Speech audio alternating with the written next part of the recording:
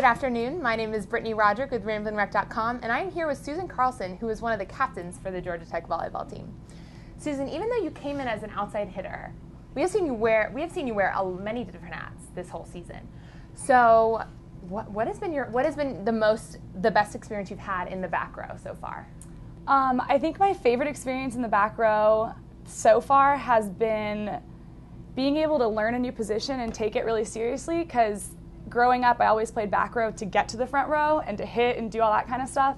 So I never really realized how serious of a position it was and how much discipline it took.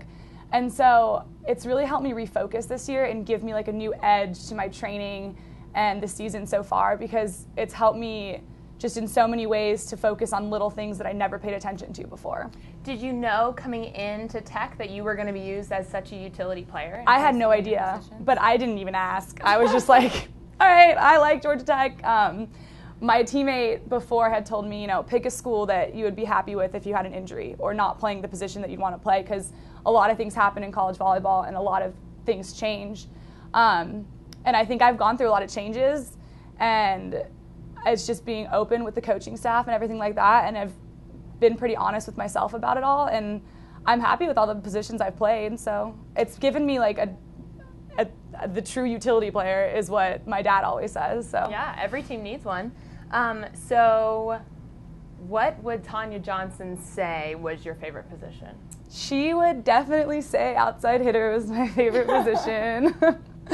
Just because I had such a hard time giving it up, and I'm still having a hard time giving it up. Like in practice, this is the first time that we've really played competitively and I'm not hitting. Like even in the spring we were competing and stuff, but it wasn't the same edge to the games and stuff. And even now, there's a couple times that we run out of subs and I get to play in the front row, and it brings me back to like the best moments of my volleyball career so far. But I'm making great moments now just playing defense and learning how important it is to get a first contact on the ball.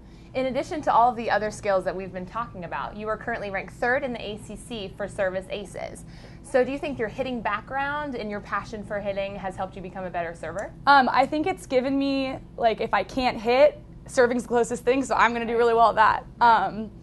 And it's the same mentality, because you have to be aggressive with a purpose. And I think when our coaches give us areas and different parts of the court to serve, you have to be aggressive in putting the ball there, because you don't want the team to be able to run their perfect offense off of your serve. And so it's kind of a game just playing with the passers on the other side of the court and being aggressive and having the right mentality that you're going to get this point, because you have the control of the point. And as a passer, that's kind of the only control you have as far as finishing the point goes. Tanya Johnson has always harped on passing and serving to be the most important part of the game, and you win or lose because of those skills. So do you believe that to be true as well? Definitely. I think that you can't win a game until you give yourself the opportunity to do really good things on the court, and it starts with the first contact, which is always the pass. And it's so mental. Passing and serving is so mental that being a passer now and being 100% focused to it, I put just as much time into the mental preparation of the game as I do into the physical preparation on the court. But with everyone we play, it's always serving and passing. We can get this team out of rotation by serving this player, and then it creates so many different things by doing that one little thing in passing and serving.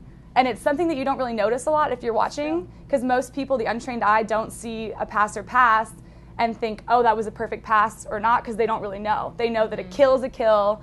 They know that an ace and an ace, like all the things that finish that point, but they don't really see the backside of it, which is the passing and the serving. Mm-hmm. Well, it has been a rocky road for these Lady Jackets so far, with a few injuries, a few lineup changes, but it seems as though you girls are kind of just playing and not letting it affect you. Yeah, I think we have a lot of young girls that are playing and people that are bringing their experience to the court. We've had some injuries that we've dealt with too. Mm-hmm. But even me, I've been a DS for the 2 years I've been here, but it still feels like it's a little new to me, like how much focus I put into it, because I used to just put the focus into being an outside hitter. But I think that Tanya has kind of changed her pregame talk a little bit to focus on everything that we control, like our work ethic and our determination. And one of the biggest things from this past weekend was the determination part of it. And she said, don't play like the weight of the world is on your shoulders, which sometimes it feels like that, and you don't really know how to change it. You don't really know how to transition that into just playing volleyball as if there's no stats, no coaches, no crowd.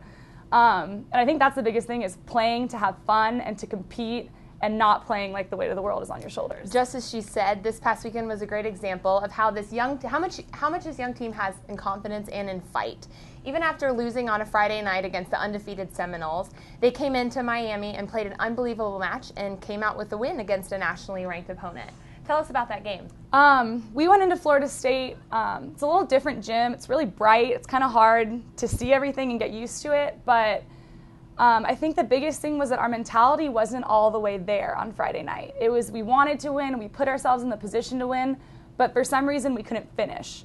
And that was the big part. And so when we went to Miami on Sunday, it was, Tanya kept harping on, it's going to be your determination, it's going to be your work ethic.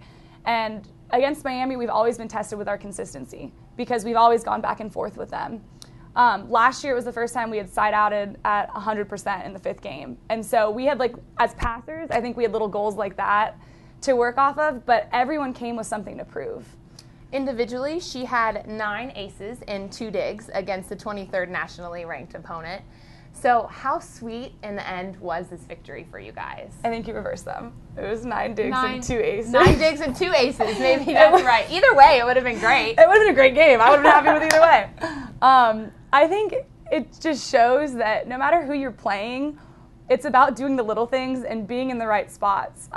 They have some really good hitters, but the way our defense is set up, if everyone plays it, we'll get touches on the block, we'll get digs, and then the serving side of it is all mentality. I want to get 2 to 3 aces this game, and I knew I had to be aggressive to do it because they're a really good passing team. Mm-hmm. And another standout this weekend was Kaylee Carlson, the setter. She had her first career triple-double with 12 kills, 34 assists, and 11 digs. And this is quite an achievement, because the last time a Georgia Tech volleyball player has done this was about 5 or 6 years ago. So what should this achievement tell us about her as a player?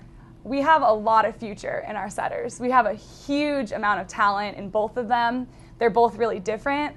But Kaylee she's stepping up and she's doing so well, and it's so fun to see her do all the things that we knew she was capable of doing. Her kills that she gets are the most annoying things to play defense against in practice, because they're unpredictable and she can pretty much do whatever she wants. So I feel bad for the other teams when it really counts. But she's just stepped up. She's ran the offense the way the coaches have asked her to, and she stepped up as a leader on the court too, which is what she needed to do to hold that spot down, I think. Well, she definitely has a very bright future, just as Susan said. Susan Carlson and the Lady Jackets are headed to Virginia this weekend to get their one and only shot against Virginia Tech and UVA. So because they're not coming to Atlanta later on this season, how important is it to take advantage of this opportunity this weekend? I think in the past when we've played teams and we've lost to them by just a couple points, you always know we'll get them next time. We'll change it up, we'll get them next time. This time, you get one shot. You either win or you lose, and I think that's the biggest thing right now, is we need these wins too, because we're so close with both of them in RPIs and in the ACC, that it's going to be important this weekend just to come out prepared and really ready to win. Considering you guys have been out of town for the last 2 weekends, and it's got to be really, really challenging, how are you and the other captains leading the team and keeping them all motivated? It's actually been just a really weird week of travel, because we got back on Sunday and we had fall break, and now we're leaving tomorrow after our first day of school this week for another road trip. And these are the 2 longer road trips of the season, and I just realized it in class today. I was like, I'm going to be on a 7-hour bus ride tomorrow. Yeah.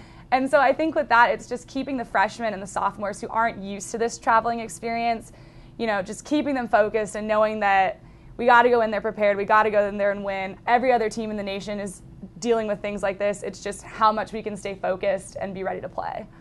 And Virginia Tech is currently tied with them in 6th in the ACC. So what are you guys going to have to do to come out with a victory tomorrow or Friday night? We're going to scout them today and tomorrow and really get to know their game so we can come out with the most preparation.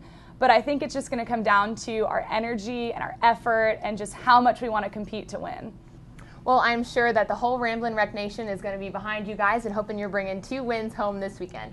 Thank you so much for being with us here today, Susan, and best of luck this weekend. Thank you. Lady Jackets are back in town homecoming weekend, which is the start of the second round of ACC. And as always, stay right here on RamblinRec.com for all of your latest Georgia Tech news and updates. Have a great weekend.